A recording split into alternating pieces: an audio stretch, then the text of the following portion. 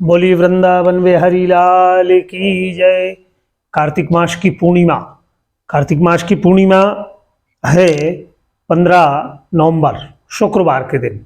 और इस पूर्णिमा के दिन आपने अगर पूरे मास भर स्नान किया है तो बड़ी उत्तम बात, अगर नहीं किया है तो कम से कम आपको कार्तिक पूर्णिमा के दिन प्रातःकालीन ब्रह्म मुहूर्त में उठकर स्नान आप अवश्य कर लें, तो पूरे माह का पुण्य के फल की प्राप्ति भी आपको, जैसा कि कार्तिक महात्म कथा महात्म में बताया गया है कि अगर आप किसी कारणवश पूरे माह स्नान नहीं कर पाए या 5 दिवस भी आप स्नान नहीं कर पाए तो कम से कम पूर्णिमा के दिन प्रातः ब्रह्म मुहूर्त में 4 साढ़े 4 बजे उठकर आप स्नान कर लें और पंच दीपक बनाकर अपने पूजन स्थान में एक दीपक रखें श्री हरि विष्णु के निमित्त और लक्ष्मी नारायण के निमित्त, एक वृंदा महारानी के पास, तुलसी मैया के पास, एक अपने घर के छत पर रखें और एक पीपल वृक्ष के पास और एक आंवले के वृक्ष के पास। अगर पीपल और आंवला का वृक्ष ना हो तो आप तुलसी के पास ही यह आपको दीपक रखना रहेगा प्रातःकालीन बेला में। और इस दिन आपको क्या करना है, इस दिन बड़े मन भाव से आप कान्हा जी का पूजन अर्चन कर सकते हैं और या सत्यनारायण भगवान का भी पूजन अर्चन कर सकते हैं कार्तिक पूर्णिमा के दिन। पूर्णिमा के दिन का बहुत ही अधिक महत्व बताया गया है, जैसा कि वर्णन आता है कि कार्तिक पूर्णिमा के दिन संध्या के समय आप दीपदान भी कर सकते हैं।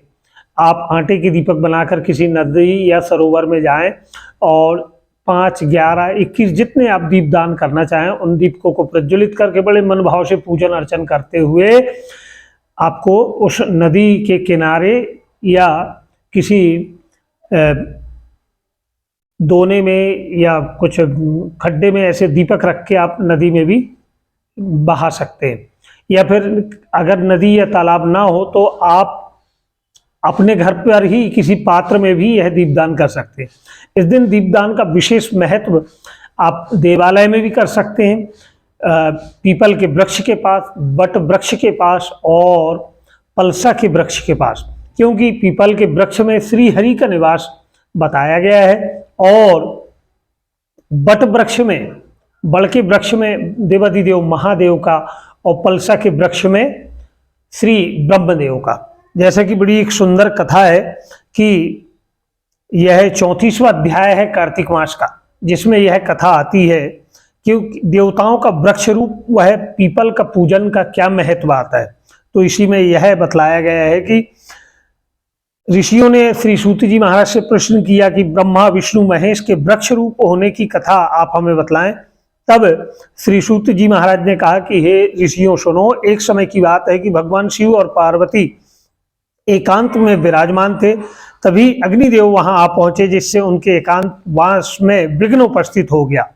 फलस्वरूप माता पार्वती क्रोधित हो गई और उन्होंने देवताओं को श्राप देते हुए कहा कि आप वृक्ष रूप हो जाओ। श्राप के फलस्वरूप भगवान विष्णु गया में जाकर पीपल के वृक्ष का रूप धारण कर लिया। भगवान शिव काशी में बट वृक्ष बन गए और ब्रह्मा जी पलसा का वृक्ष बन गए। तभी से पीपल, बट वृक्ष एवं पलाश के वृक्ष का पूजन का बहुत ज्यादा महत्व होता है। अब आपको कार्तिक पूर्णिमा के दिन तुलसी के पास भी आपको दीपक रखना है। आपके यहाँ आंवले का वृक्ष हो वहां भी आप रखें। अगर बेल वृक्ष हो तो वहां आपको घी का दीपक रखना है। इसी तरह बड़े मन भाव से शिवालय, लक्ष्मी नारायण मंदिर में भी आप दीपदान 5 दीप, 11 दीप, यह दीपदान भी कर सकते हैं। ब्राह्मण को भी आप दीपदान कर सकते हैं। इसमें कार्तिक पूर्णिमा के दिन स्नान के साथ में दान की बहुत अधिक महत्ता बताई गई है। हम अपने निमित्त, अपने परिवार के निमित्त, अपने पितरों के निमित्त, हमारे जीवन में आने वाली परेशानियों से मुक्ति पाने निमित्त बड़े मन भाव से संकल्पित होकर कि मैं इस मनोरथ निमित्त यह अन्नदान, वस्त्र दान या मंदिर में या देवालय में आप जो भी दान करना चाहें, वस्त्र, अन्न, जो आपका सामर्थ्य हो उसके अनुसार आप यह कार्तिक पूर्णिमा में अवश्य करें।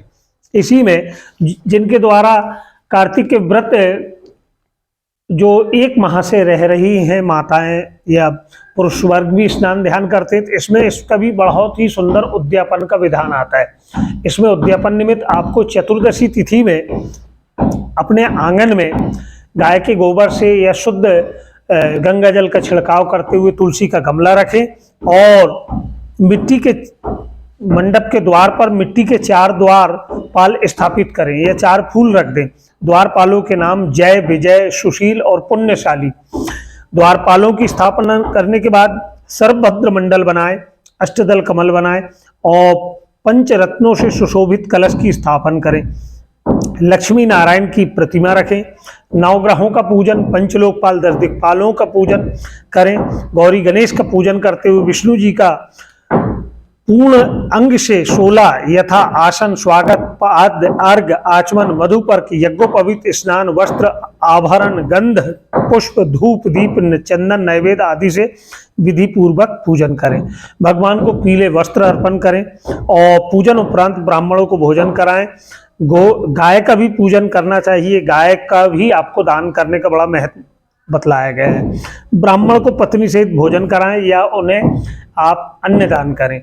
यदि आप उद्यापन करने में असमर्थ हो तो आप किसी वट वृक्ष का पूजन कर लें या पीपल वृक्ष का पूजन कर लें या पलसा वृक्ष का पूजन करके भी इस व्रत की परिपूर्णता का फल प्राप्त कर सकते हैं। तो बताया गया है कि पीपल वृक्ष का आपको पूजन अवश्य करना है या वट वृक्ष जो आपके यहाँ आपको आसानी से जहां आप पहुंच पाएं।